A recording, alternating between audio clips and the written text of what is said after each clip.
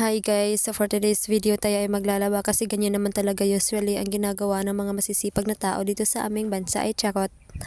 Hindi naman pala ako talaga masibag, no? Choice na kasi wala na kami masusuot na damit. Pinilit ko na lang talaga yung sarili ko maglaba sa mga oras na yan kasi nga wala na tayong ibang choice kundi maglaba na lang talaga kasi naman nakakahiya naman kung hindi tayo maglaba. Minsan nga para na akong amoy tae dahil yung mga damit namin paulit-ulit ko na lang sinusuot kaya ito lang laba. Eme lang! Pero ang totoo talaga ay sinisipag talaga ako maglaba sa mga oras na tingnan naman yung view ko sa likod, diba? Tapos pa-exercise pa ako, tapos back to work again. Ang dami-dami kong labahin dyan guys, parang hindi na naawa sa akin yung pamilya ko.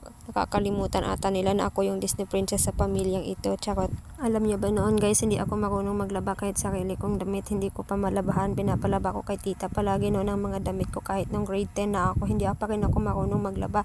Hanggang grade 11 guys, hindi ako marunong maglaba. Nakakahiya, diba? Ngayon lang ako natutong maglaba nung nag-college na ako. Kasi nga, kailangan natin maging strong, independent woman. Charot. Panahon na to ay sobrang pagod na nga ako guys. Ang sakit-sakit na ng likod ko at yan kumakanta na nga ako para lang mawala yung hapdi at kirot ng aking damdamin. At habang ako ay naglalaba nga ay kinakausap din ako ng aking tita kasi ang dami-dami niya ng mga bagong chismis na hindi ko na pakinggan nung nakaraang araw. Pero hindi niya siya makikita dyan guys kasi nasa likod po siya ng camera. Ang dami-dami niya talagang chika guys. Si ano, ganito, ganyan daw sabi niya. Pero hinahayaan ko na lang kasi totoo naman talaga yung mga sinasabi niya sa akin.